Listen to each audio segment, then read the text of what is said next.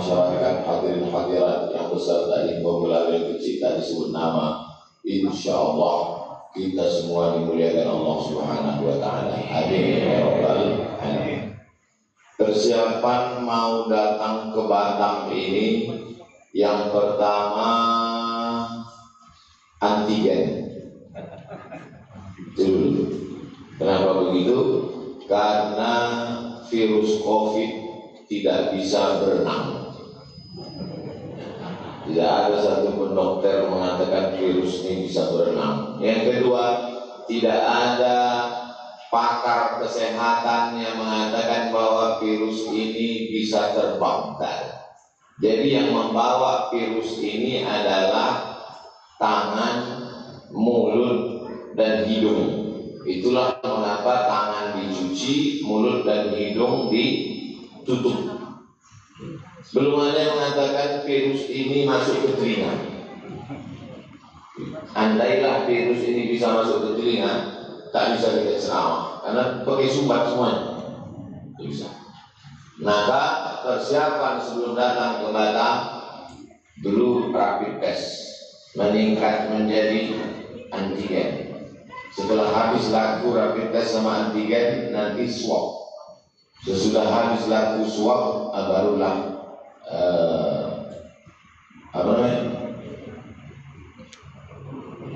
vaksin. Tahu aja apa yang mau dijual. Ini persiapan. Kemudian pengumuman, yakinkan bahwa Anda naik pesawat yang benar, bolak balik diumumkan. Supaya apa? Jangan sampai salah naik pesawat. Kebetulan kejadian, begitu kami sampai masuk ke pesawat, 2 orang yang udah ke tengah keluar balik. Kita kenapa Pak? Salah naik pesawat. Oh, bila kata naik pesawat Batam, bisa rupanya salah naik pesawat.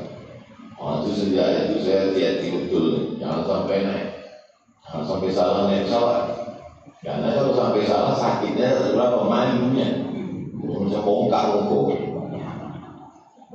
Apalagi kalau sampai saya salah, besok keluar berita di detik, Ustaz salah naik pesawat. Lalu kemudian koper jangan terlalu berat. Ya, nanti kalau terlalu berat overweight berat sekilonya berapa. Lalu kemudian selama dalam pesawat itu hati-hati, jangan asik main-main handphone, nanti ditegur sama pramugari. Pak, kita mau tahu dia Ustaz. Ustaz itu tegurnya juga. Kok tahu Ustaz? Saya beberapa kali kenal. Ini persiapan mau ke Batam. Di Batam ini berapa lama? 2 malam. Sesuaikanlah pakaiannya.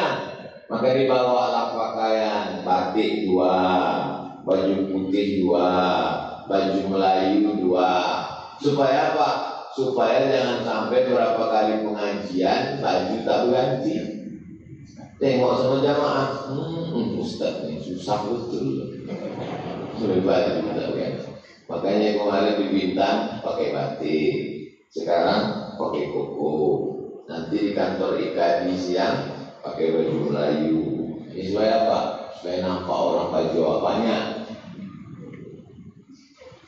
Sorban itu juga, ada sorban hitam, ada sorban biru, ada sorban hijau, ada sorban merah, tergantung partai yang undang. Ini semua persiapan untuk ke Batam. Bagaimana persiapan untuk akhirat? Kan itu judulnya. Jadi jamaah ini biar mudah dia membayangkan, mengilustrasikan, digambarkan dulu. Ustaz, nanti kita mau pergi umroh. Iya. Umrohnya paket yang 12 hari atau 15 hari?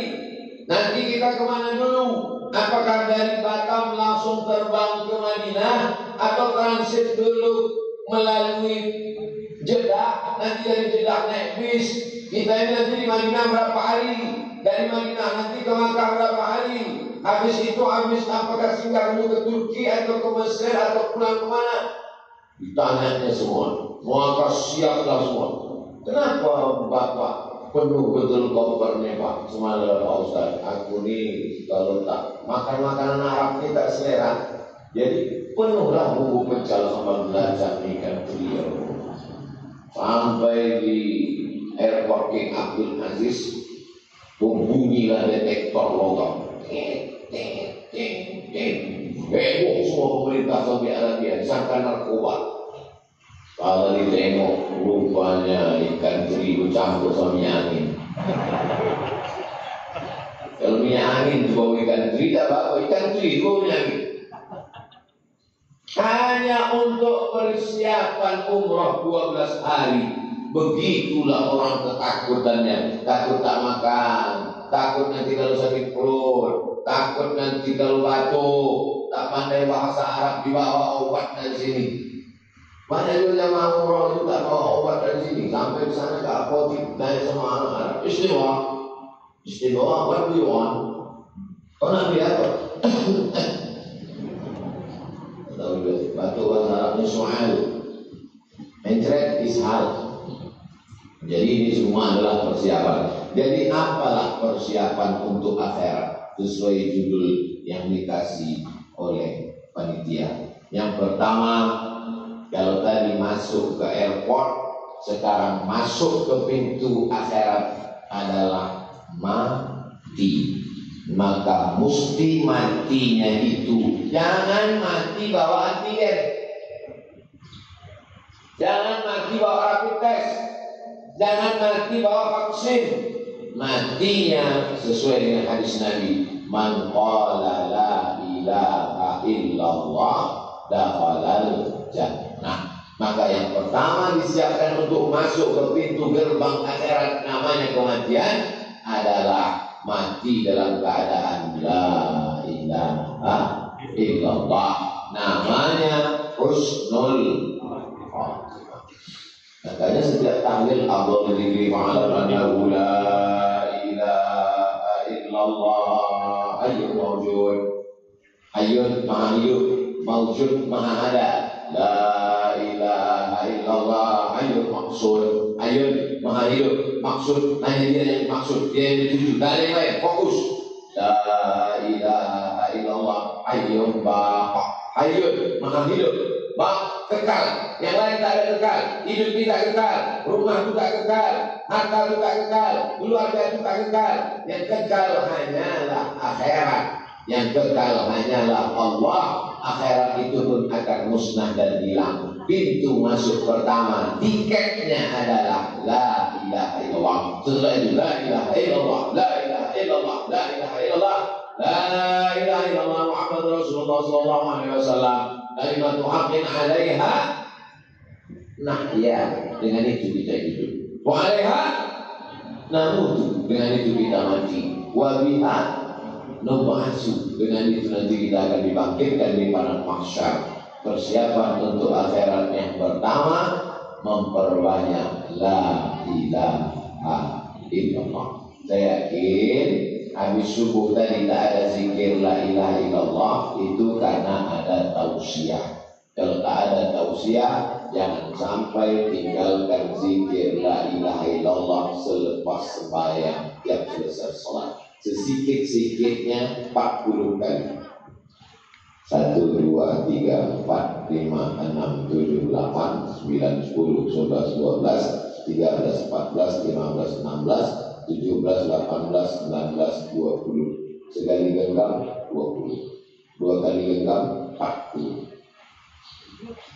La ilaha illallah, la ilaha illallah, la ilaha illallah, la ilaha illallah, la ilaha illallah, la ilaha illallah, la ilaha illallah, la ilaha illallah, la ilaha illallah, la ilaha illallah, la ilaha illallah, la ilaha illallah, la ilaha illallah, la ilaha illallah, la ilaha illallah, la ilaha illallah, la ilaha illallah, la ilaha illallah, la ilaha illallah, la ilaha illallah. 40 angka kesempurnaan. Bisa 100 5 kali genggam. Yang tak membawa tasbih. Tasbih ada, cuma tersangkut di kaca spion. Motor itu lah yang husnul khatimah. Husnul khatimah. Telinga ini mesti sering mendengar la ilaha illallah. Kenapa? Karena dia kalau selalu mendengar selalu terngiang. Apa yang selalu didengar, itulah yang selalu terngiang. Kalau selalu mendengar la ilaha illallah, waktu mau tidur malam, pas mau tidur malam antara kata orang tidur ayam, antara tidur dan jaga, mau dia terngiang.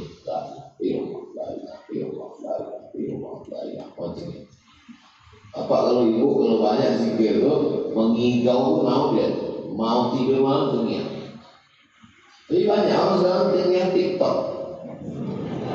Itu selalu datang. Berapa kali kita dengar la ilaha illallah? Asyhadu an la ilaha illallah. Maka dijawabnya asyhadu an la ilaha illallah. 2 kali azan subuh. Habis itu qomat. Allahu akbar, Allahu akbar. Asyhadu an la ilaha illallah. 3 kali. Tahiyatul masjid. At-tahiyatul mubarakatuh sallallahu alaihi wa assalamu alayka ya nabi wa rahmatullahi wa barakatuh. Assalamu alayna wa ala ibadillahi sholihin. Asyhadu an la ilaha illallah. 4 kali. Qobliyah subuh. Asyhadu an la ilaha illallah. Pas Allah itu tunjuk naikkan asyhadu an la ilaha illallah.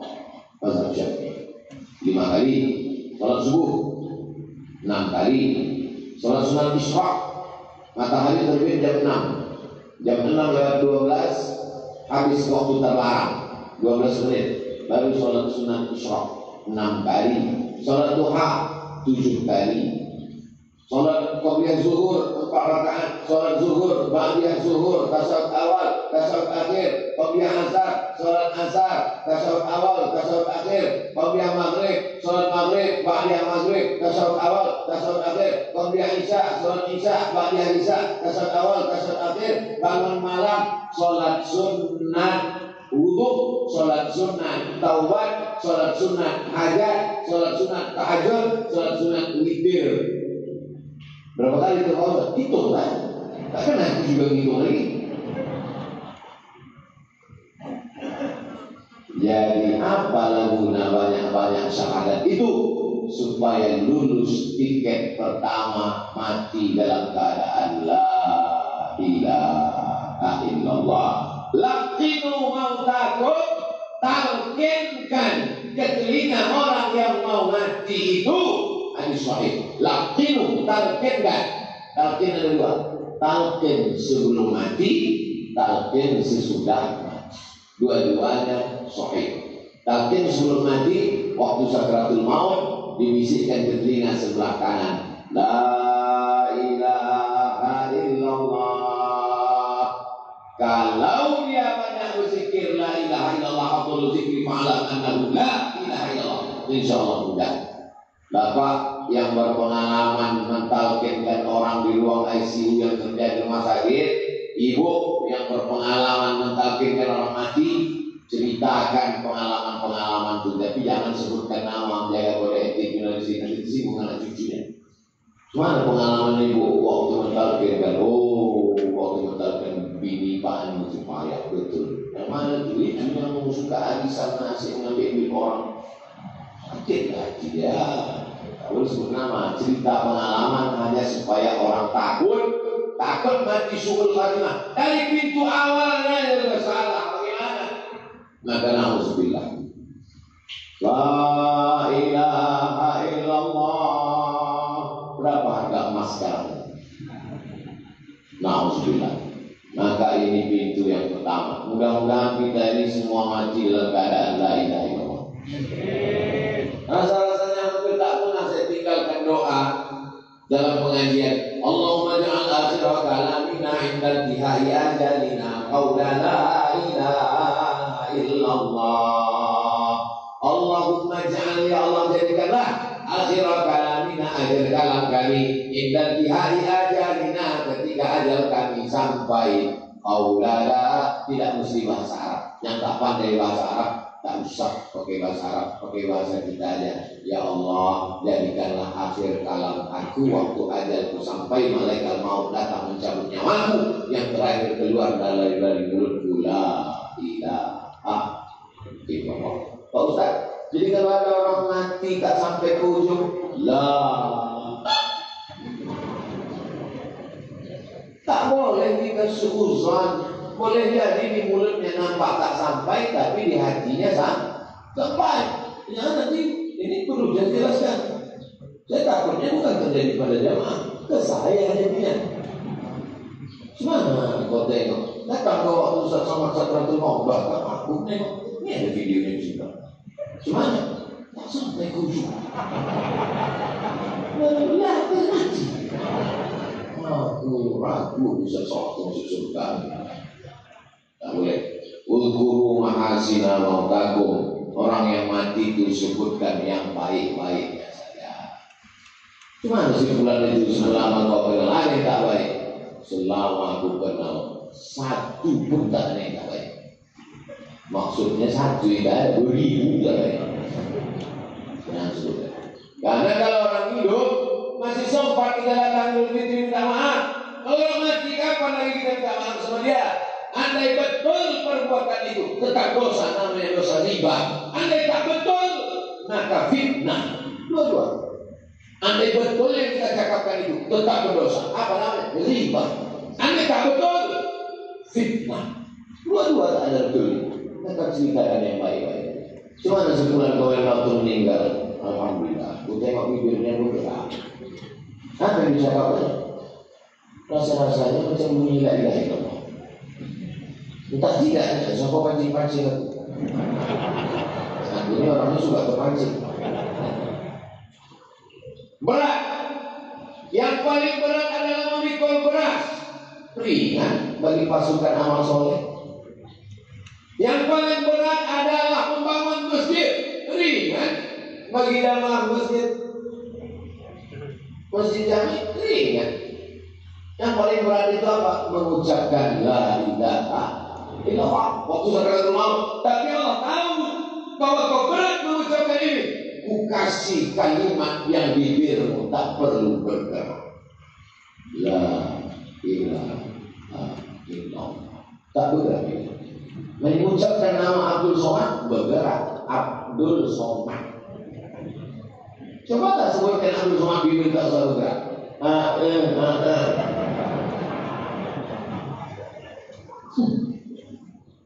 Tapi mengucapkan la ilaha illallah bibir tak bisa, tak mesti bergerak. Orang yang sudah kena COVID dimasukkan ventilator. Apa ventilator? Paralon. Orang yang sudah kena penyakit koma hampir mati, tahu itu tak bisa menggerakkan bibir. Tapi la ilaha illallah keluar. La ilaha illallah. Pendek. La ilaha illallah. Lafaz Allah itu dikurangi hurufnya satu persatu, tetap tak hilang, tetap Allah yang hilang. Alif lam lam ha Allah.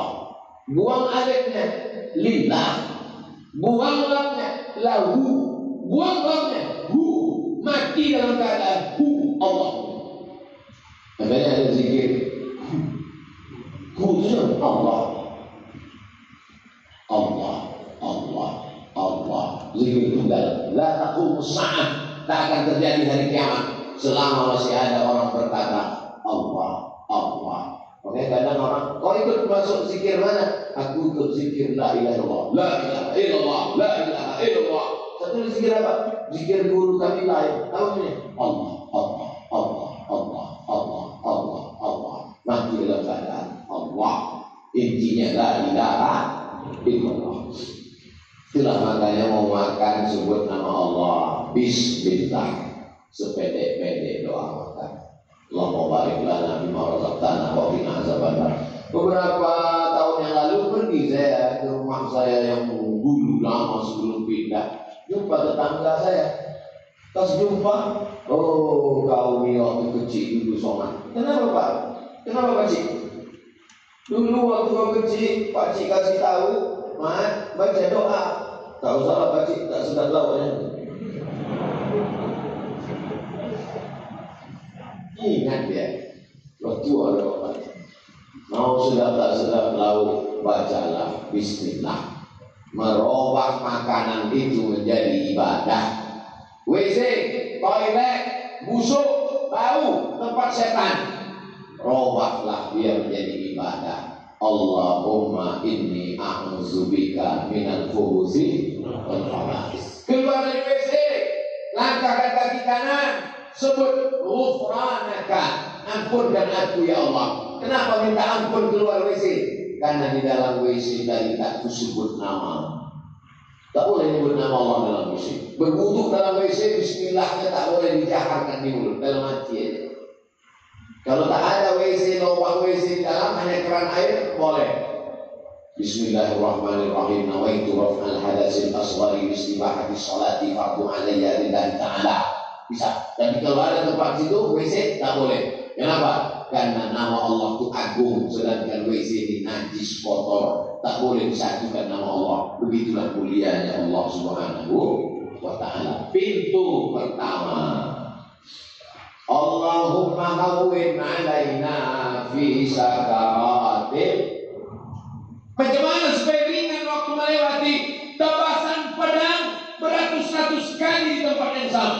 Macam kambing dikuliti hidup-hidup, macam mata kail dipancing, ditarik dari kulit yang basah. Apa yang bisa meringankan itu? Zikir. Maka kadang mulut orang tua kita berhenti.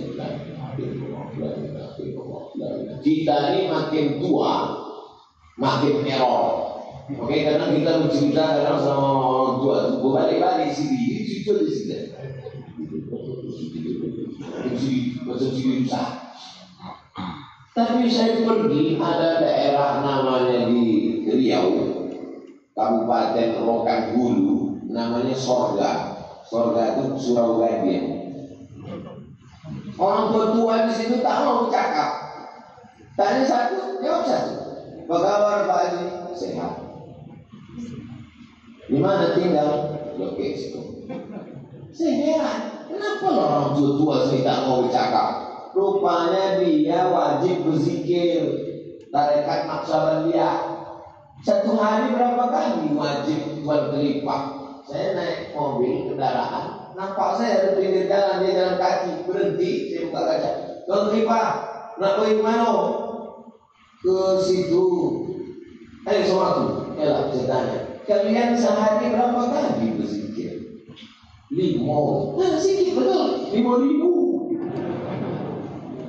Patutlah mulutnya diam. Kenapa? Karena dia punya target sebelum 5.000 dia tak bercakap. Tuh maka tasbihnya itu panjang 100, di ujungnya ada maka 10. Maksudnya asal udah 100, 200, 300, 400, 500, 600, 700, 800, 900, 1000. Nanti habis itu ada lagi 10 besar. Maksudnya apa? Supaya dia bisa target 5.000, 10.000 sehari, diwajibkannya dirinya. Karena kalau tidak, mulut kita ini hasilnya membahas apa tak tentu arah, maka hati lalai mati dalam keadaan lupa. Ini pintu yang pertama. Kalau di pintunya dia udah gagal, tak akan masuk ke dalam. Naik pesawat. Nih mau pulang saya nanti siang. Doakan supaya jangan sampai gagal masuk pintu pesawat. Delay, jangan masuk pintu pesawat, salah, terlambat datang. Pintu pertamanya mesti husnul khotimah. Habis masuk pintu pertama. Setelah itu lalu kemudian masuklah ke liang lahat. Di Batam ini orang meninggal pakai keranda atau lahat?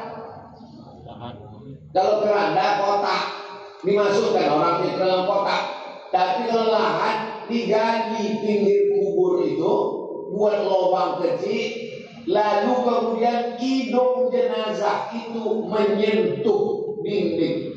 Jadi kalau inilah dinding, ini dinding tanah kubur tuh, inilah jenazah dimasukkan ke dalam, nanti ditutup pakai papan, hidung jenazah ini dibuka kain itu, disunahkan hidung jenazah itu menyentuh dinding. Maka buat tempat tidur itu menempel ke dinding kamar.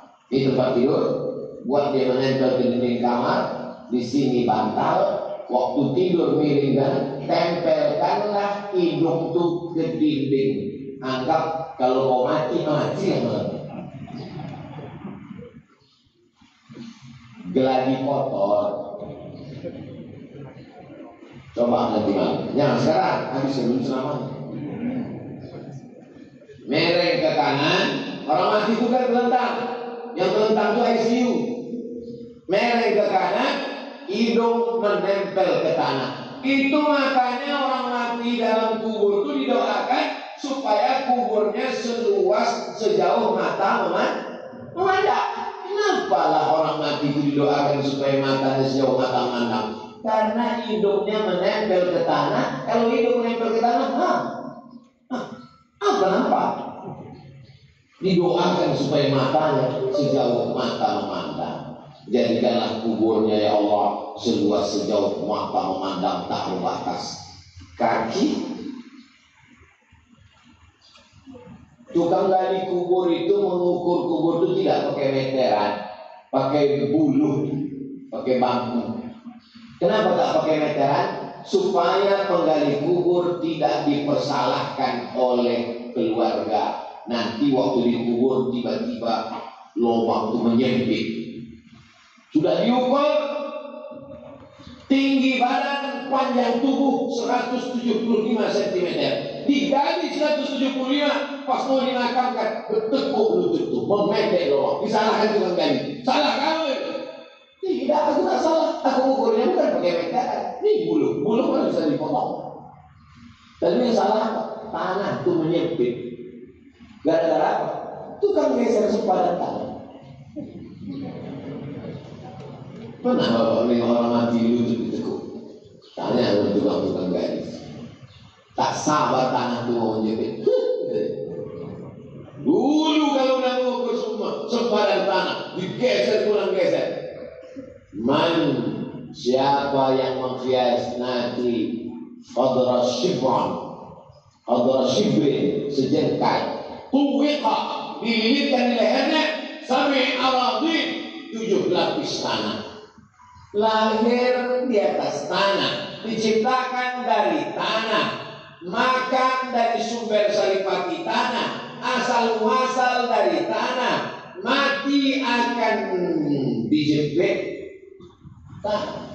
Jadi hari ini tamak betul ke tanah, silakan akan dijepit tanah. Tanah ini milik Dr. Agus Pulang, tanah ini milik Insinyur Pulang. Tanah tak salah. Tapi kalau sampai curang sempadan tanah gara-gara ini, berapa meter tadi Pak Ustaz? Sejengkal kau curang berkhianat, maka kau akan dihimpit tanah, patah-patah tulang-tulangmu, remuk hancur redam isi kepalamu. Dulu lagi azab mungkar akhir. Makanya tadi sebelum salam, Allahumma inni a'udzubika min azabi jahannam wa min azabi qabri. Jauh dari azab kubur. Apa yang bisa menyelamatkan diri dari azab kubur ini? Ada dalam Quran. Laula akhartani ila ajalin qarib.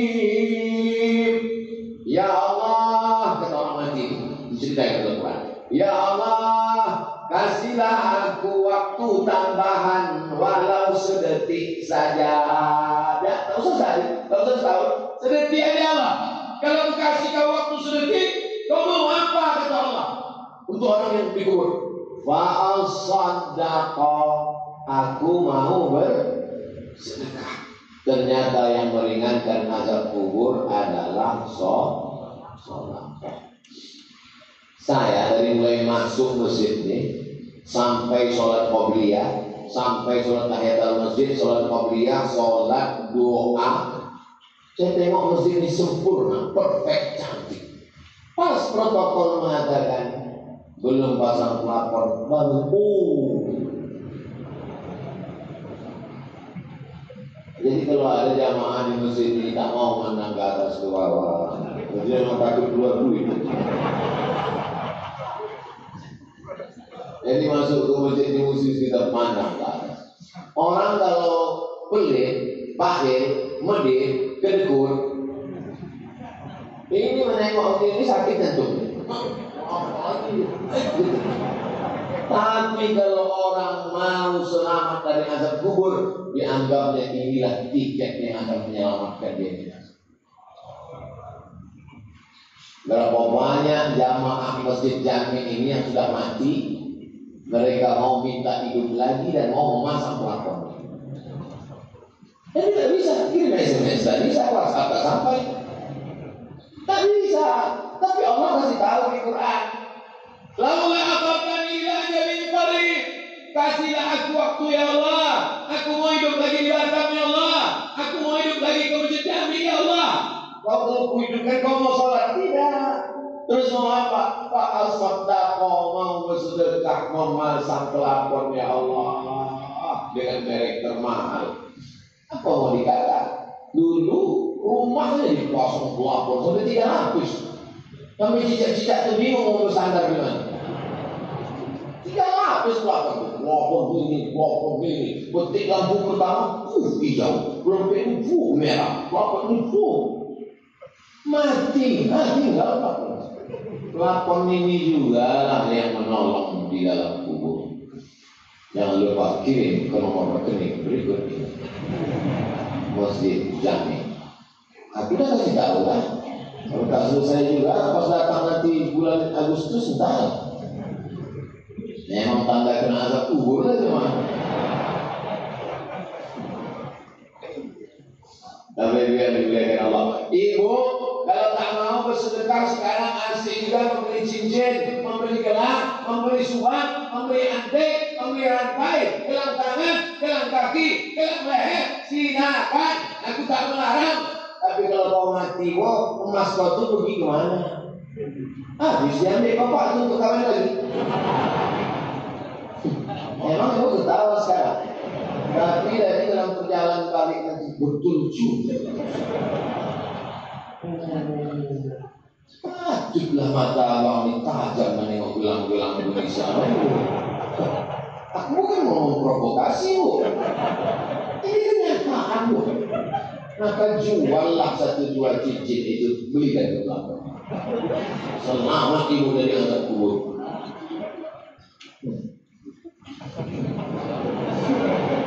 Kalau setelah pengajian kita menjadi berpikir tentang mati, lanjutkan. Tapi kalau sesudah pengajian tidak ada berefek apa-apa, carilah pengajian yang kira-kira mengurangi syahwat-syahwat dunia kita ini. Kenapa orang mati itu tidak mengatakan, hidupkan aku semenit ada ya Allah, aku mau pergi haji. Karena haji pahalanya baru nampak nanti ketika masuk dalam surga. Wal hajjul mabrur, haji mabrur, laisa lahu jazaa illa jannah. Balasannya surga nanti. Tapi di kubur yang sudah nampak balasannya sebelum hari kiamat, sebelum bangkit dari kubur, yang pertama kali nampak adalah pahala sedekah. Lah, habis. Berapa lama di kubur nih Pak Ustaz? Nanti Bapak Ibu kalau ke Pekanbaru, pergi ke daerah Kampar Kiri arah ke Kuantan Sini, ada di situ tertulis makam sebelah kanan setelah lipat kain, makam Syekh Burhanuddin 1111, artinya 1111. Sekarang 2021. Berarti sudah berapa lama lah dia berpindah dari alam dunia ini? 2010 tahun. 1111. Sekarang 2021, 910 tahun. Hidup di dunia 63 tahun. Kalau tak kena diabetes, jantung koroner, COVID, anggap aja lah husnuzon 63 ya Allah. Amin. Banyak banget orang takut 63 tahun. Di alam kubur 1000 tahun. Yang dipersiapkannya menjelang 63 tahun ini. Pensiun umur 58, mati 63, dari 58 ke 63 5 tahun. Siapanya luar biasa, sampai korupsi 5 tahun. Aku alhamdulillah Ustaz, sementara pensiun sampai mati ini udah siap semua, kos-kosan 100 pintu. Inilah hasil korupsi namanya. Hanya untuk 5 tahun persiapan luar biasa. Tapi di alam kubur 1000 tahun, apa yang sudah kau siapkan? Menunggu sampai hari kiamat. Akhirnya yang ditunggu itu pun datang. Kiamat. Dulu katanya kiamat 2012, pokoknya tak jadi, panitia tak siap. Mana pula bisa kiamat ditebak-tebak, tebak-tebak buah manggis. Buka manggis, berapa isinya? 5. Hanya 5. Kiamat bukan buah manggis. Ira sama'u fatarat, belaga planet Neptunus, Merkurius, Pluto, Mars hancur berkeping. Ira sama'u fatarat wa idal kawakibu tasarat wa idal biharu fujirat. Lautan diledakkan, meledak di tengah laut, bergelombang sampai ke tepi pantai, gelombang dari tengah laut yang ke tepi pantai. Bahasa Jepangnya tsunami. Tsunami artinya gelombang yang sampai ke tepi pantai, hancur semua. Maka yang paling takut kepada Allah adalah orang kepulauan Riau. Ini keliling. Saya sebelum pesawat mendarat, kita mau kalau bergelombang. Kalau kami di tengah, kota Pekanbaru di tengah, jauh. Andai pun sampai gelombang, tak sampai ke tengah. Tapi pulau ini, makanya kalau ada orang di pulau Batam, Pulau Bintan, di pulau ini buat dosa, itu 2 kemungkinan. Pertama jahil, yang kedua goblok, yang ketiga bodoh. Tak tahu dia dunia ini. Maka akhirnya terjadilah kiamat, ditiupkan sangkakala, penghancuran semuanya. Masuk fase yang ketiga, bangkit dari kubur. Wa ilal kubur mu'athirat, semua yang dikubur dibangkitkan. Alimat nafsum ma qaddamat wa akharat. Ketika itu barulah sadar manusia apa yang sudah dia lakukan dulu. Bangkit dari kubur. Alladzina yakuluna riba, orang yang makan riba. La yaqumul ladzi la yaqum illa kama yaqumul ladzi yatakabbathu syaitanu minal mas. Bangkit dari kubur macam orang kerasukan setan. Kalau bahasa Jawanya kesampet, kalau bahasa Melayu kesampung. Kenapa Bapak Ibu tengok orang kerasukan setan? Nah, begitulah bangkit dari kubur. Makanya nanti kalau kita bangkit dari kubur, tengok kawan di sebelah mungkin, kau yang tak keluar dari bank konvensional itu ya. Maka beralihlah ke Bank Riau Kepri Syariah. Udah aku sampaikan. Kemarin waktu di Bank Riau Kepri Syariah, saya tanya, apa lagi yang menyebabkan bank ini belum merubah juga lagi jadi syariah? Belum, bupati-bupati 12 kabupaten kota setuju sudah? Sudah. Gubernur-gubernur setuju sudah? Apalagi OJK belum setuju Pak Ustaz. Ada Pak OJK tidak? Ada. Kebetulan datang Pak OJK. Saya sampaikan, Pak OJK, ini mereka ini banyak yang sudah mau keluar dari Bank Riau Kepri ini. Aku bilang jangan keluar daya. Kalau tak lama lagi berubahnya jadi syariah. Apalagi dulu, ini Pak OJK. Ini kalau makin lama mereka ini, lama lah Pak OJK ini dalam masuk neraka jahanam. Apa yang perlu dikhawatirkan? Marah orang, tak apa-apa. Marah Allah ketika bangkit dari alam kubur. Ada yang bangkit dari kubur itu, bangkit kepala keledai. Allah jadi bangkit kubur. Inilah dia makmum Valentino Rossi yang ngasih nyalip imam. Imam baru bangkit. Imam itu tua pula. Allah, dia tidak. Tengok ini kepala. Angkat kalian dia.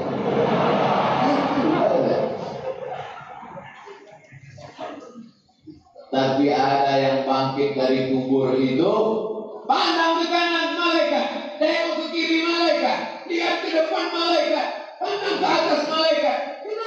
bangkit dari kubur bersama malaikat. Aku kan bukan malaikat. Al-mahiru bil Quran ma'as safaratil kiramil bararah.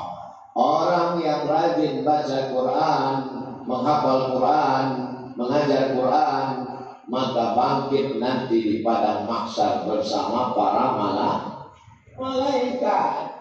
Ibu memang tak lancar baca Quran. Yasin wal Quranil Hakim innaka laminal mursalin. Malam Jumat baca Al-Kahfi. Dari maghrib ke isya TV mati, handphone mati. 45 menit baca Quran maghrib mengaji. Insya Allah masyarakat Batam majelis masjid jami nanti pada pasti yang ketiga bangkit di alam barzakh bersama para malaikat.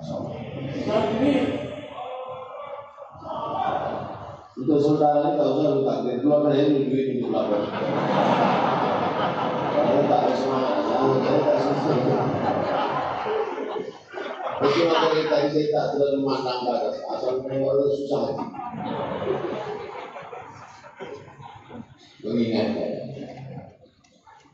ya, pintu masuk sakratul maut, alam barzakh, sekarang bangkit dari kubur. Gimana supaya persiapan? Mantap judul pengajian di sini ya. Persiapan untuk akhirat. Supaya selamat di alam barzakh banyak-banyak baca Quran. Dulu orang lain, anak laki-laki sudah khatam Quran sebelum bersunat. La ilaha illallah wallahu akbar. Bismillahirrahmanirrahim wal duha. Kata-kata sebelum bersunat sudah khatam Quran. Kalau anak perempuan khatam Qurannya malam pertama malam berisik, malam kedua malam berinai, malam ketiga malam khatam Quran, malam keempat malam akad, malam kelima keenam ketujuh, 3 malam 3 hari 3 malam pesta besar. Anak gadis berkhatam Quran, ayahnya laki-laki karena tanggung jawab lebih besar sebelum bersunat khatam Quran. Anak perempuan sebelum malam berinai, malam akad sudah khatam Quran, ayahnya khatam Quran, emaknya khatam Quran, diserahkanlah anak. Tradisi itu sekarang sudah mulai hilang. Mari kita ikutkan balik tradisi. Masjid ini yang sudah cantik ini, itu sampai ke TPA. Nih masjid ideal, mesti ada TPA-nya. Tirulah masjid jami yang punya taman pendidikan Al-Quran. Jadi tadinya yang sudah down jatuh jadikan angkat kasih itu mestinya kasih. Untuk menghibur hati. Ini tak mau hancur menghibur. Masukkan anak anda ke TPA Al-Quran, taman pendidikan Quran. Ini nilai akan menolong di hadapan Allah. TK Quran, SD Quran, SMP Quran, SMA Quran, khatam Quran. Habis maghrib panggil anak. Sekarang tak bisa ke masjid, online. Sekarang kosong baca. Bismillahirrahmanirrahim. Wadduha. Mantap. Berarti sudah apa? Wal muhsanatu minan nisa. Ibu, baca mana bu? Yasin. Yang sebelum nikah sudah 3 anak Yasin aja. Anda pindah-pindah nih. Persiapan untuk abang. Ya udah lama sakratul maut nanti dia cepat dulu dia bangun. Habis ketiga. Lalu yang keempat, hisab. Dulu nenek-nenek kita matematik itu nama istilahnya ilmul hisab. Matematik, hitung-hitung amal. Maka dihisablah amal ini. Ikut kita pasti yang keempat. Baca buku catatan amal. Kafa binafsikal yawma alaika hasiba. Cukuplah buku catatan amalmu itu yang akan menghisab, menghitung segala perbuatan. Maka dihisablah segala perbuatan kita. Tapi ada 70.000 golongan, 70.000 orang yang tanpa hisab. Ya Allah, jadikanlah kami jamaah subuh ini termasuk orang yang tak melewati hisab langsung ke surga. Atap dulu.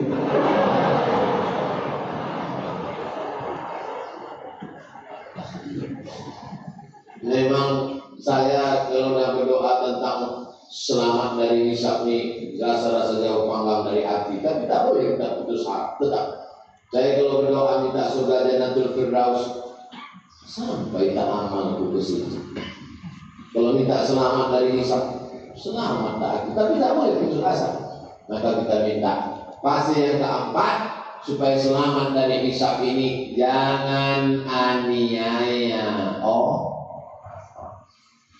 Banyak amalnya, sholat berjamaah, puasa sunnah, qabliyah ba'diyah, tahajud malam, bersedekah, tapi ternyata menganiaya orang.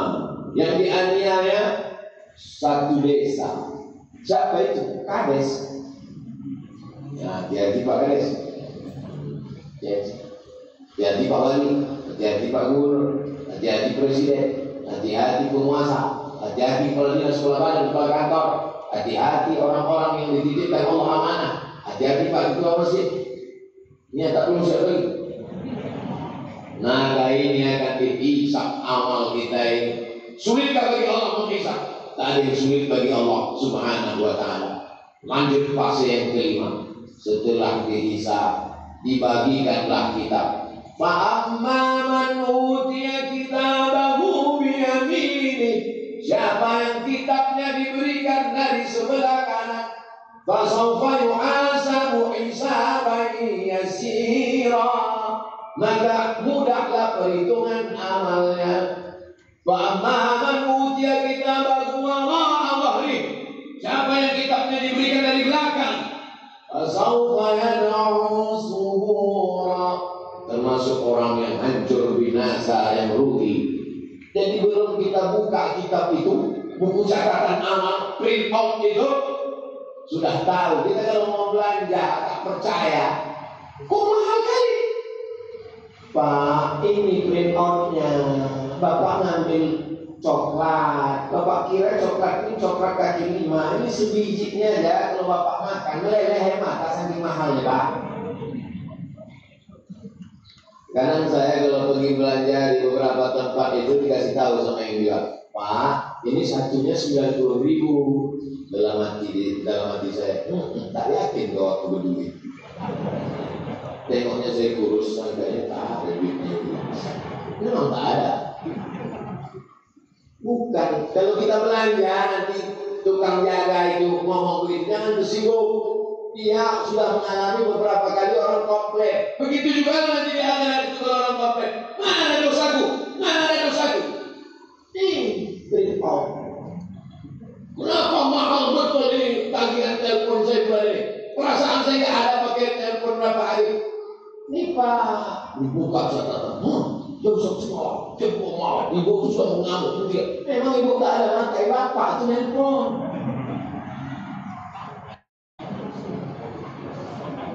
Ketawa kita mau bercakap dia diam aja. Kata dia, dibuka lah buku catatan, dibuka buku catatan. Apa kata orang yang membuka buku catatan? Mali hadzal kitab. Mengapalah buku catatan amal ini? La yu'adiru saghiratan, la yu'adiru saghiratan. Yang kecil-kecil, wala kabiratan. Yang besar-besar, illa ahsaha. Yang kecil-kecil ada di situ. Halaman pertamanya dosa, sampulnya dosa, kata pengantarnya dosa, bibliografinya dosa, footnote-nya dosa, bab 1 dosa, penutup dosa. Nampak kecil-kecil sampai bakwan yang dulu dibayar 1 makan 3 ada itu sih. Oke, balik dari sini, bayar dulu bakwan-bakwan itu, baru beli bakwan. Dibelikan bakwan semua, bakwan tak dibayar. Membayar bakwan wajib, membayar bakwan sunnah. Menyesal kalau saya sebut sunnah. Nah, selesai nanti. Ini fase pada saat buku diberikan. Setelah itu Fa amma man saqulat mawazinuhu fa huwa fi 'ishatin. Siapa yang berat timbangan amal baiknya, maka dialah yang diridhai Allah. Mudah-mudahan amal kita diberat semuanya. Kalimatani, dua kalimat.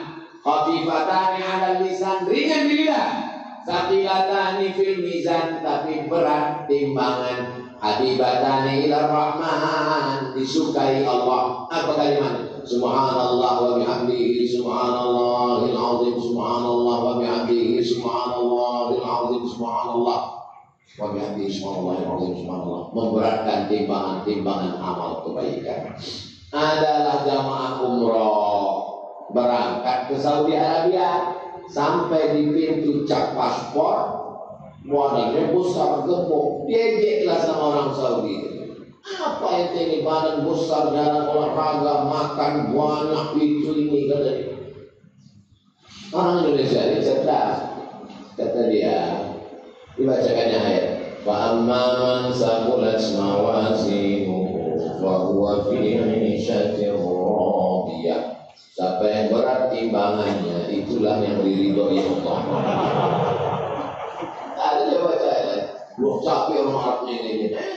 Kibir, jism, mafi, riyadha, badan kau besar, malas olahraga. Orang Indonesia ini dia dah habis dia baju. Fa amma man saqulat mawazinuhu fa huwa fi 'ishatin radiyah. Itu dia pergi.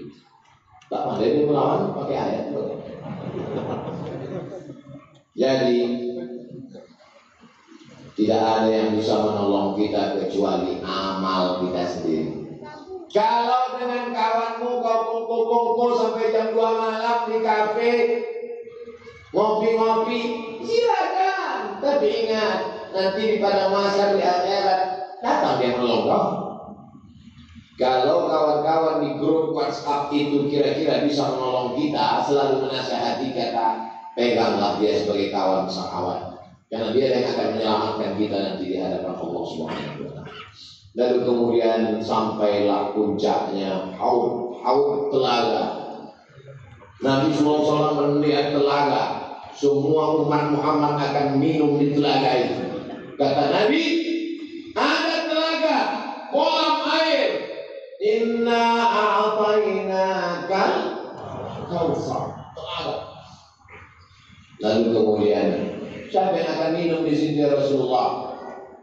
Yang akan minum di situ adalah ikhwani. Kamikah itu ya Rasulullah? Kalian ashabi, kalian kawan-kawan, kalian ashabi, sahabat-sahabatku. Tapi ada ikhwani. Siapa ikhwani itu ya Rasulullah? Amanu bi walam yarawni. Orang yang percaya kepada aku, beriman kepada aku, padahal biji matanya tak pernah menengok aku. Mereka ada di Batam, tak pernah menengok aku, tak berjumpa dengan aku, tak sholat denganku, tapi mereka percaya kepada aku. Mereka ramaikan rumah masjid-masjidku, mereka datang mendidik anaknya untuk membaca Quranku, dan mereka bersedekah untuk memasang pelafon masjid rumah Allah. Mereka adalah orang yang minum nanti di telaga itu, dan ketika dia minum di situ, la yafma'u fiha abada, dia tidak akan haus untuk selamanya. Dan kita setiap yang hadirin akan minum di telaga Muhammad sallallahu alaihi wasallam. Lalu kemudian dilirik, wasiqal ladzina taqaw rabbahum ilal jannati zumara. Lalu orang-orang Batam itu digiring, dibawa menuju surga berbondong-bondong berjamaah. Ketika sampai di pintu surga, apa kata penjaga? Salamun alaikum, selamat datang wahai orang Batam masuk ke surga. Tibtum, kalian sudah beramal soleh. Fadkhuluha khalidin, masuklah kalian kekal selamanya ke dalam surga. Maka orang Batam pun mencari pintu dia. Pintu mana yang cocok? Oh, ada orang Batam ini yang masuk dari pintu surga, namanya Babus Sodakoh, pintu Sodakoh. Masuk dia. Kenapa? Dia yang menyelesaikan pelapor ini. Lalu kemudian ada yang masuk dari pintu surga itu namanya Babul Jihad, karena dia mati jihad fisabilillah, masuk ke jihad. Ada yang masuk pintu surga itu dari Babul Rayyan, la yadkhuluha illa shaimun, la yadkhuluhu illa shaimun.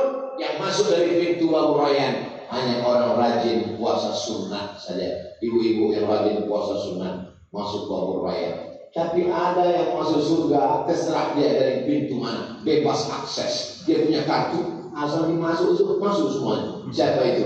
Abu Bakar Siddiq. Abu Bakar Siddiq adalah orang yang masuk surga dari mana dia mau. Tapi ada perempuan yang bukan Abu Bakar Siddiq masuk dari pintu surga, mana dia mau. Siapa itu? Salat khamsah, perempuan yang salat 5 waktu. Somah, puasa Ramadan. Al-ta'at zawjaha, taat dia kepada suaminya, dan suaminya itu pula taat kepada Allah, bukan suami yang sakau. Ini banyak suami-suami sakau sekarang, suami mabuk. Kau belum mau masuk surga, taatlah kepada Allah. Andai pula ya. Ini kan laki yang macam itu laki setengah Fir'aun. Laki yang soleh, taat ibu kepada dia, ibu berbuat baik kepada dia. Maka kata Allah, hai perempuan-perempuan, masuklah kalian ke dalam surga dari pintu mana yang kalian kehendaki. Maka ibu-ibu ini semuanya masuk surga insyaallah. Amin. Rabbana atina fid dunya hasanah wa fil akhirati hasanah wa qina adzabannar. Masuk ke dalam surga. Terkejutlah orang Batam menengok surga. Kenapa? Ditengoknya orang Batam ada, orang Bintan ada, orang Anambas ada. Pas dicari-cari, tak ada Ustaz Somad. Itu mana? Tanya malaikat. Malaikat dia, Ustaz Somad di mana? Kata malaikat dia di ruang VIP. Aminkanlah.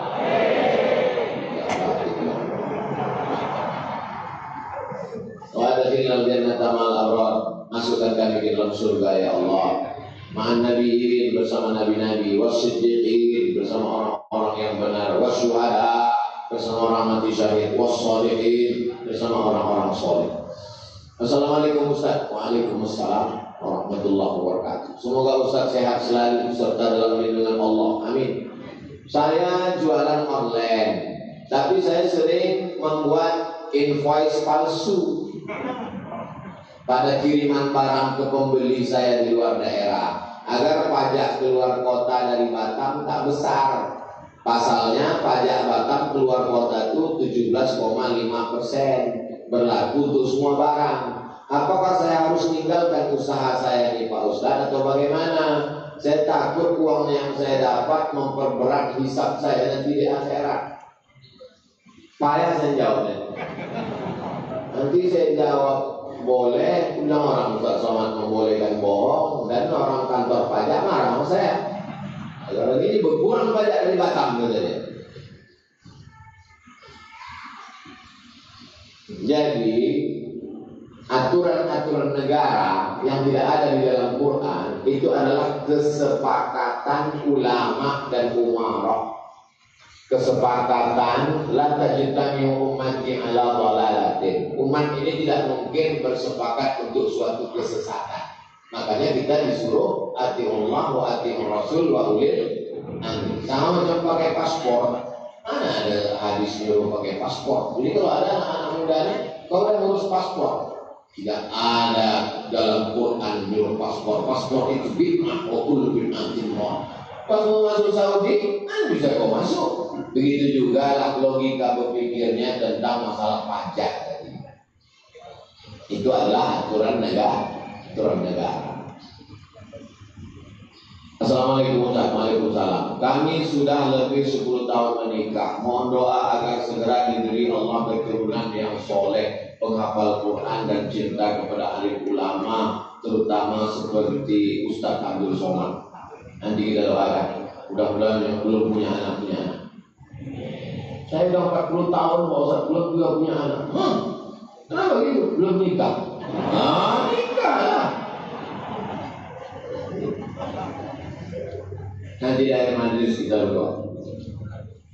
Bagaimana saya menghadapi ibu kandung saya yang tak adil terhadap anaknya dalam memberikan kasih sayang? Masalahnya ibu saya terlalu berlebihan kepada anak yang satu saja. Ittaqullah, kata Nabi.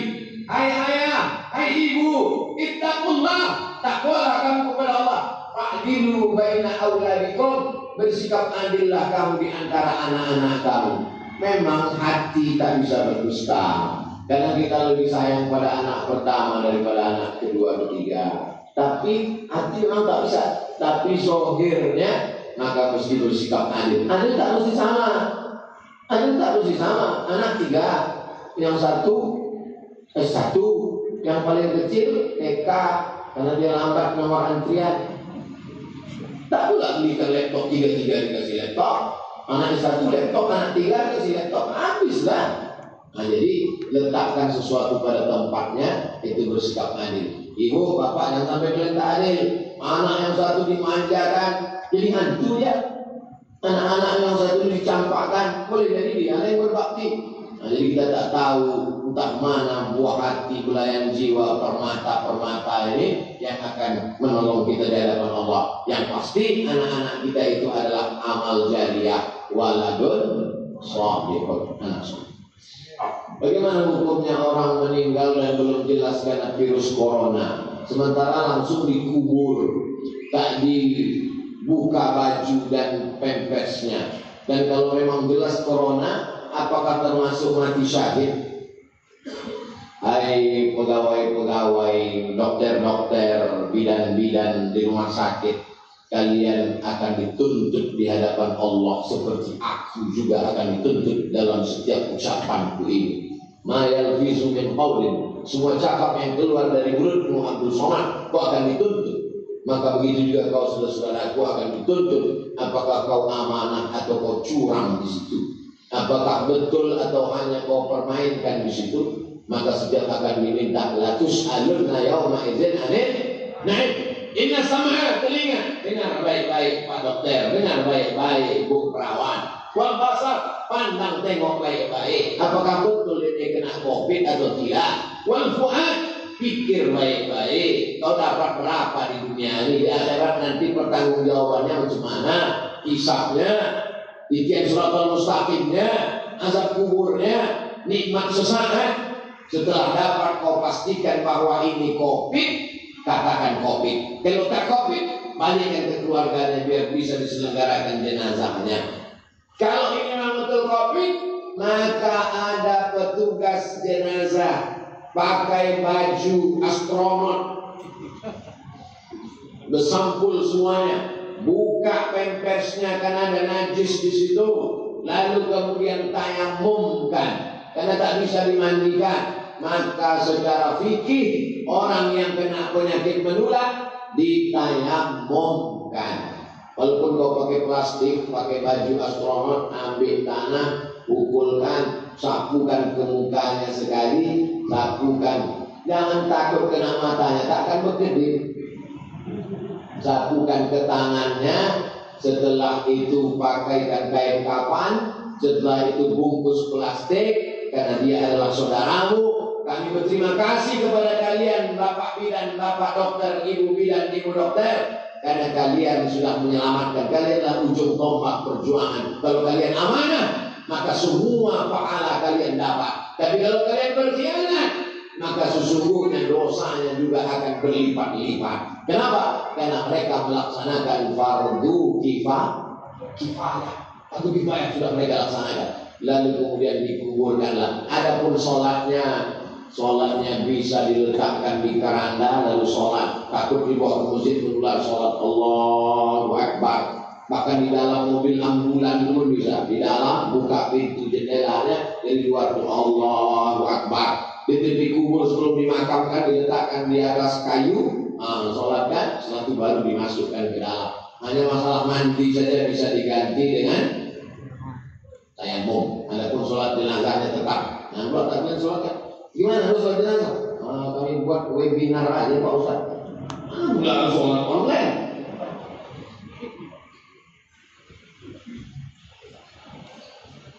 Al-mat'unu syahid, orang yang kena wabah matinya mati syahid. Tapi kalau mati syahid tak perlu dimandikan Pak Ustaz. Syahid yang mana guys? Syahid mati fisabilillah. Syahid itu terbagi dua. Syahid mati fisabilillah, yang tak dimandikan, dikuburkan dengan bekas-bekas lukanya. Contohnya mana? Sayyidina Hamzah. Sayyidina Hamzah itu dikuburkan dengan luka-lukanya karena nanti mereka bangkit di padang mahsyar akan jadi saksi itu. Luka-lukanya itu jadi saksi di hadapan Allah. Adapun yang mati syahid, orang tenggelam mati syahid, orang kebakaran mati syahid, melahirkan anak mati syahid, orang yang mencari nafkah kena musibah, orang yang sakit perut mati syahid. Kalau pergi mencari nafkah, pergi karena lillah ta'ala. Ada pun orang yang pergi selingkuh, kalau syahid.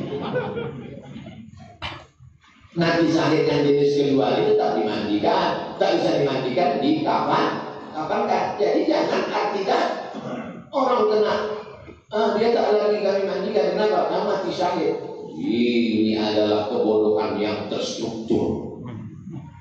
Bukan syahid itu yang tak dimandikan. Dari Habibuddin Batubara, seseorang kakek, datuk kakek usia 70 tahun. Sholat saya banyak tinggal. Bagaimana saya menghitung sholat yang qadha itu? Hitung aja datuk, berapa yang tinggal dulu di qadha sekarang semampunya. Tak bisa tegak berdiri, duduk. Usolli fardhu zuhri arba'a raka'atin qadha'an. Qadha habis zuhur. Habis asar itu juga. Usolli fardhu asri arba'a raka'atin qadha'an. Dia agak-agak berapa lama tinggal, selama itu pula lah qadha'nya. Kalau tinggal 10 tahun, dia qadha 10. Tak sampai 10 tahun meninggal dunia, diampunkan Allah. La yukallifullahu nafsan illa wus'aha. Adapun yang muda-muda, kalian anak muda jangan tinggalkan sholat. Hisab tadi ada kita bahas hisab. Inna awwala ma yuhasabu bil amri yaumil qiyamah. Yang pertama kali dihisab pada hari kiamat, sholat. Pertama kali dihisab nanti pada hari kiamat adalah sholat. Kita sholahat sholahal amalu kullu. Kalau sholatnya baik, amal yang lain jadi baik. Tidak fasadal amalu kullu. Kalau sholatnya rusak, yang lain jadi rusak. As-sholatu imanuddin, tiang. Sholat adalah tiang. Kenapa kubahnya bisa menempel? Kenapa dindingnya bisa kokoh? Karena tiang. Kalau tiang rusak, maka hancurlah rusak. Jaga sholat, bukan sholat. Kertas terakhir. Maaf Ustaz, saya langsung saja. Siapa itu Ifrit dan siapa pula anak buah Dajjal? Wa qala ifritum minal jin. Jelas ayatnya. Cerita tentang Nabi Nuh, cerita tentang Nabi Sulaiman. Ifrit itu adalah minal jin, dari kalangan jin. Nama komunitasnya jin, bukan bikers semua. Nama komunitasnya jin. Jin ini terbagi dua. Anna minnal muslimun. Kami ada yang jin muslim. Juz 29 surat Al-Jin. Wa minnal qasitun. Kami ada yang jin kafir. Ada jin muslim, ada jin kafir. Jin muslim masuk surga. Ta'arau rasada. Mereka selalu mencari kebenaran. Yang jin kafir, kanu li jahannama aqaba. Masuk neraka jahanam. Jin Ifrit termasuk jin mana? Jin Ifrit yang ada dalam cerita Nabi Sulaiman. Dia menawarkan, ana ati kami, aku sanggup membawa kursi Balqis, kursi tempat duduk Balqis dari Yaman ke Palestina. Qabla an taquma min maqamik, sebelum kau tegak dari tempat duduk Sulaiman, sudah bisa kubawa kursi Balqis. Wa qala alladhi 'indahu 'ilmun minal kitab. Datang seorang laki-laki, orang soleh, ilmunya dari Al-Quran. Apa kata dia? Ana atika bi, aku bisa membawa kursi Balqis dari Yaman ke Palestina. Berapa lama? Qabla an yartadda ilaika tarfuk, sebelum matamu berkedip.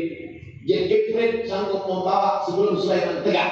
Orang beriman sanggup membawa sebelum Sulaiman berkelit. Mana yang lebih hebat? Orang beriman atau jadi Jibril? Kenapa masih minta jadi Jibril? Banyak orang sudah tak makan, tak minum, pergi ke pemerintah. Izin, datanglah. Kata jin, aku dulu dah kalah tender waktu sama Sulaiman. Kau datang, dia sama Sulaiman. Mau ngaku bodoh. Siapa pula anak buah Dajjal? Anak buah Dajjal adalah semua orang yang memperturutkan hawa nafsu menjadi setan. Setan itu dua, syayatinal insi wal jin, dari kalangan manusia dan jin. Alladzi waswisu fi sudurin nas minal jinnati wan nas. Maka dia termasuk tentara Dajjal. Bagaimana jika keduanya sudah berada dalam tubuh kita, Pak Ustaz? Diruqyah, dikeluarkan.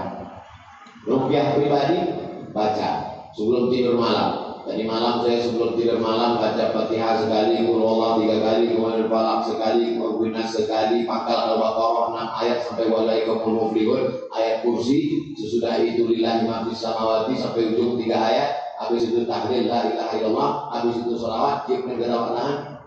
Habis itu muka ke badan. Saya di Pekanbaru tidur tak terlalu takut, tapi di Batam ini takut. Tanah tempat itu saya. Takut, semakin takut makin khusyuk. Menurut Ustaz yang berceramah di YouTube, barang siapa di dalam tubuhnya ada anak buah Dajjal, orang tersebut akan tunduk dan patuh terhadap perintahnya. Iya. Kalau di dalam badannya ada anak-anak buah Dajjal bersarang, tak keluar dia, maka akan itulah ikut. Karena dia selalu berbisik, ayo ikut bos aku, ayo ikut Dajjal. Jadi sistem Dajjal ini multi level marketing.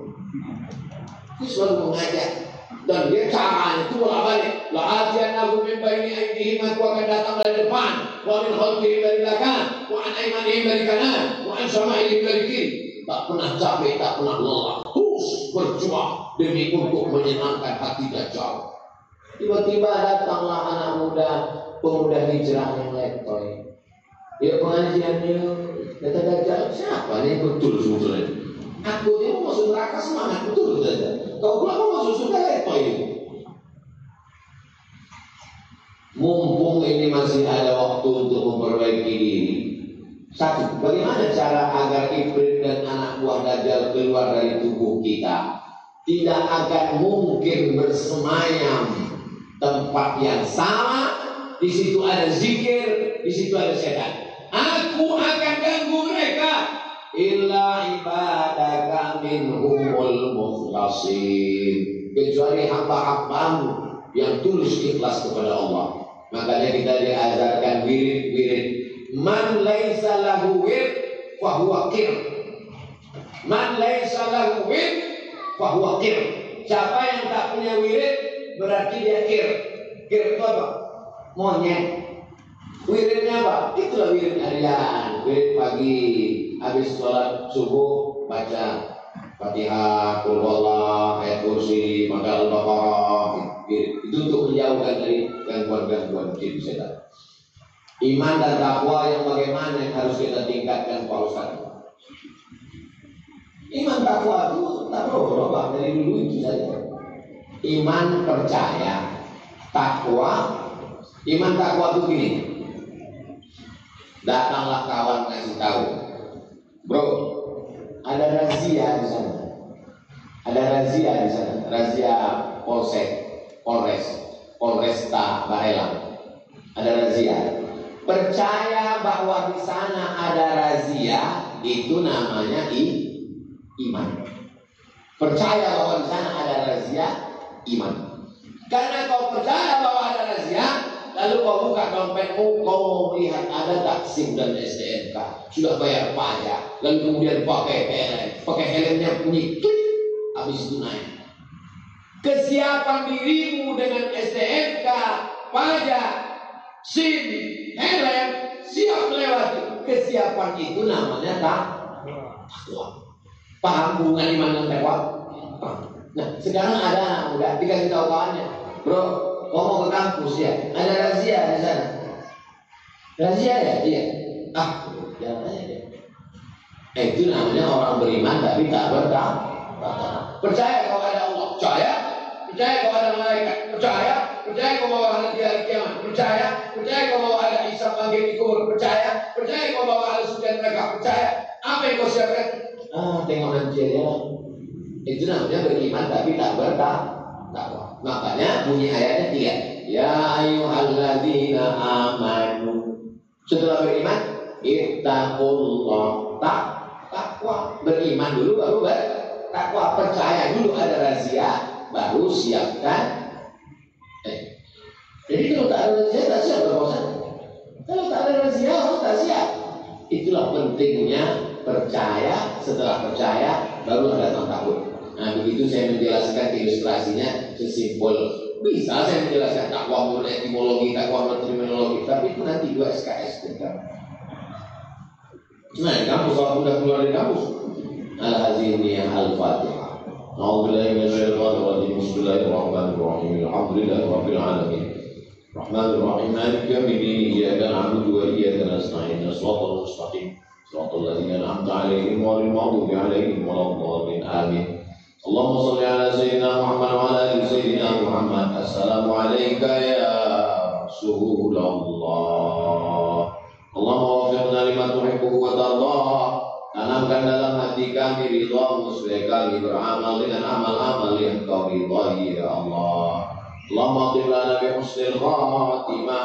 Selamatkan kami ketika malaikat mencabut nyawa kami dengan husnul khatimah. Keluar dari perut kami la ilaha illallah Muhammad Rasulullah. Lalu kemudian dikubur. Waqina azabal qabri. Selamatkan kami dari azab kubur. Jadikan kubur kami salah satu dari taman-taman surga ya Allah. Kemudian ketika bangkit dari kubur, Allahumma surna ma'a zumratil malaikatil muqarrabin. Bangkitkan kami dari kubur bersama para malaikat karena kami pencinta Quran kitab suci-Mu ya Allah. Kemudian pada hisab nanti saat amal kami dihitung, jadikanlah hisab kami hisaban yasira, hisab yang mudah. Dengan kemudahan itu mudah pula kami menuju surga ya Allah. Selamatkan kami ketika pembagian kitab catatan amal dibagikan dari sebelah kanan. Maka bersihkanlah segala aib cacat kami ya Allah. Wa adkhilnal jannata ma'al abrar. Masukkan kami ke dalam surga bersama datuk nenek moyang ayah ibu keluarga sahabat jamaah kami yang soleh-soleh yang baik-baik. Ma'al Habibil Mustafa bersama Nabi Muhammad sallallahu alaihi wasallam. Allahumma dafa'anna al-waba. Angkatlah wabah Covid ini dari negeri kami ya Allah. Allahumma khtim lana bi husnil khatimah wa la taqtim alaina bi su'il khatimah. Rabbana hab lana minas shalihin. Saudara-saudara kami, jamaah kami yang belum punya anak, berikanlah anak yang saleh dan salihah. Hafazil Quran.